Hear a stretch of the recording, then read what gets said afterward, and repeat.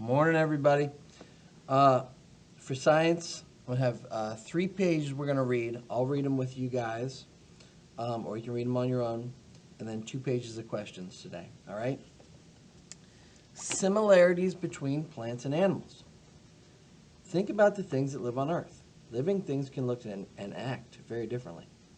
You know that a maple tree is different from a rabbit. However, like all living things, a maple tree and a rabbit also have similarities. What is an organism? Scientists call all living things organisms. Organisms can look very different from one another. However, all organisms have certain characteristics. They all use food for energy.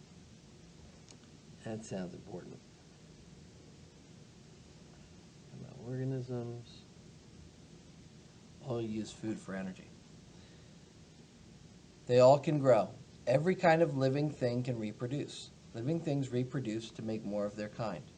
Living things can also respond to their environment. For example, a sunflower can turn to the face of the sun. A squirrel can go into a burrow to get out of the rain. Needs of plants and animals. Plants and animals have the same basic needs. They need water, food, air, and a place to live.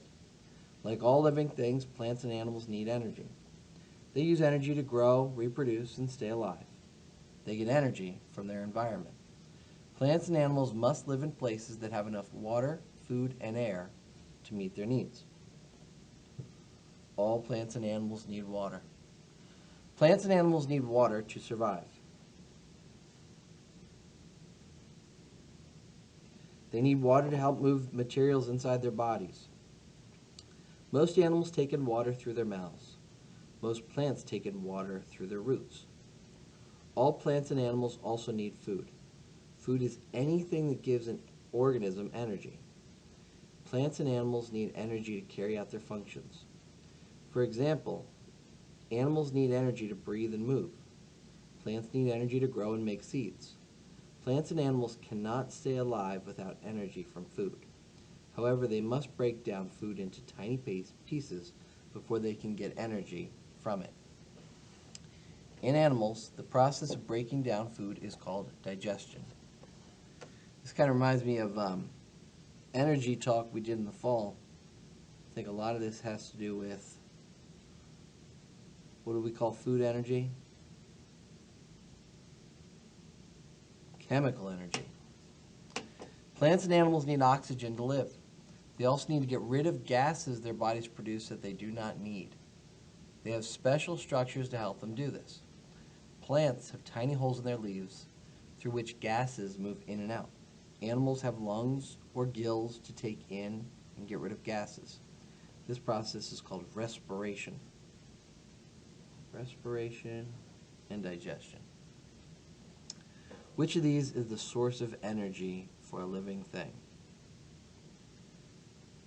Well, I think this is for respiration. Both these are for respiration. I think water kind of helps them move materials around. I'm going with food there. Structure and function in plants and animals. Each plant and animal is a system. Like all systems, plants and animals are made up of different structures or parts. An organism's body structures carry out different functions for the organism. A structure's function is the job it does. An organism's structure works together to help the organism get the things it needs. Plants have structures called roots, stems, and leaves. Roots help plants take in water. Stems provide support for plants. Leaves help plants take in gases and collect sunlight. Plants use water, air, and sunlight to make food in their leaves. Animals have structures that help them move.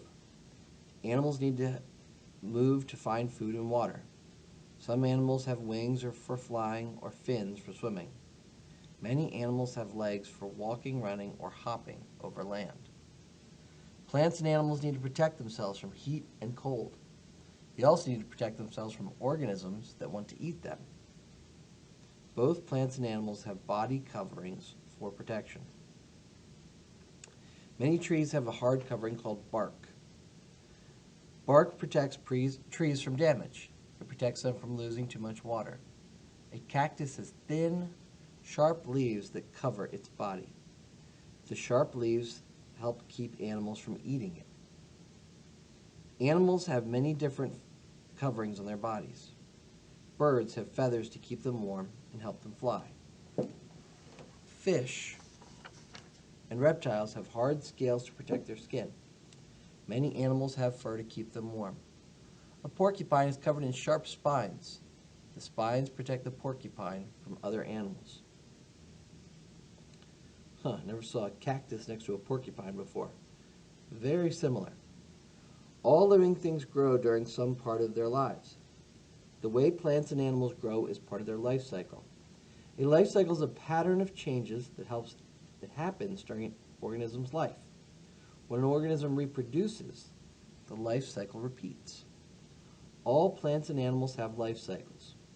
For example, a bean plant grows from a seed to a seedling to an adult. As it grows, it develops roots, stems, and leaves. A grasshopper grows from an egg to a nymph to an adult. As it grows, it gets bigger and develops legs, wings, and other body parts.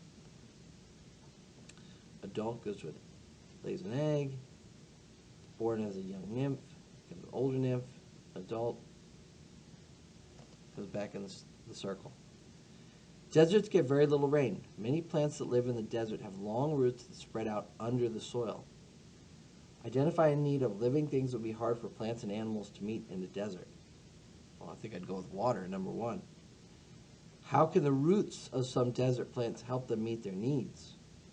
Well, I think if the roots are long enough or wide enough, they might be able to collect enough water since it's a very dry place. So maybe their roots have to adapt since it's such a dry region.